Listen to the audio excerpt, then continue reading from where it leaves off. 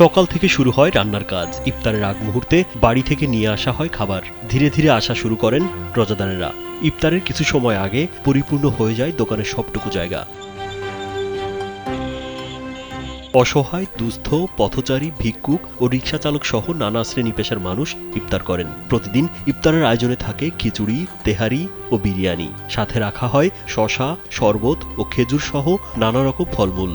তার এমন উদ্যোগে ভালো খাবার খেতে পেয়ে খুশি সাধারণ মানুষ। রমজান মাসে যে ইফতার করা, এই ইফতারটি আসলে খুব সুস্বাদু এবং কি সকলের জন্যই। আমরা যে দেখি, আমিও মাঝে মাঝে এসে ইফতার করি, খুব ভালো লাগে। আমরা অনেক বছর ধরে এখানে ইফতারি করি, খুব আনন্দ পাই। সবসময় এখানে ইফতারি হয়। ওয়ালটন আবারও মিলিনিয়ার অফারে ওয়ালটন ফ্রিজ কিনে আপনিও হয়ে যেতে পারেন মিলিয়নিয়ার। 10 রোজা গেছে আর খাওয়া আরম্ভ করছি, খুবই ভালো লাগতেছে, কোনো অসুবিধা নেই, মানুষ অনেক হয়। এখানকার কোনো নির্ধারিত নাই, যত লোক আসে কোনো রকম নিষেধ নাই। 200 হয়, হ্যাঁ, বেশি অ্যাক্সেস লোক হয়ে গেলে অনেক শর্ট পড়ে, না হলে মোটামুটি মেনটেন্স হয়ে যায়। হ্যাঁ, লোকজন বেশি হয়। হ্যাঁ, আমি 2 বছর থেকে এখানে ইফতার করি।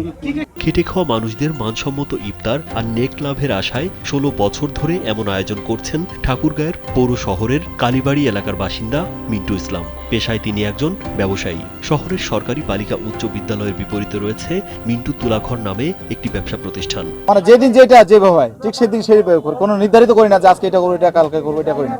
যেভাবে যেটা প্রতিদিন দোকানদারি করি ওইভাবে আমি ম্যানেজ করে এটা করি।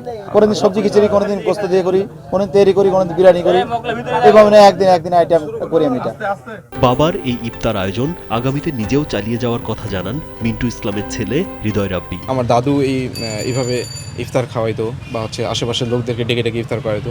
তো এরপর আরেকটু বড় হওয়ার পর যখন আমি দোকানে বসা শুরু করলাম, তখন দেখি যে আমার বাবাও সেম একই ট্রেডিশনে এইভাবে ইফতার প্রোগ্রাম করে আশেপাশের দোকানের, তারপর পথচারী মুরব্বী যাদের আছে, তারপর যারা মূলত দেখা যায় যে ইফতার করতে পারে না বা তেমন, তাদেরকে ডেকে ডেকে নিয়ে আমরা এখানে ইফতার প্রোগ্রামটা চালাতাম।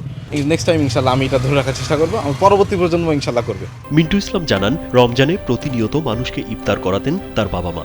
তাদের অবর্তমানে আল্লাহর সন্তুষ্টি অর্জনে এ আয়োজন ধরে রেখেছেন তিনি। কিছু করি আল্লাহকে রাজি খুশি করার জন্যই করি, এটা আমার মনের খুব ইচ্ছা এবং আশা, এবং খুব ভালো লাগে আমাকে। এটা একজন রোজাদার ব্যক্তিকে রোজাদারকে ইফতারি করতে পারলে আল্লাহ অনেক ফায়দা দেয়, এটা আমার বিশ্বাস। আমি এই বিশ্বাসে অনুযায়ী আমি এটাকে করি, মেহনত করি। আগামীতেও এই আয়োজন ধরে রাখতে চান মিন্টু ইসলাম। রাজীব বিশ্বাস, কালবেলা।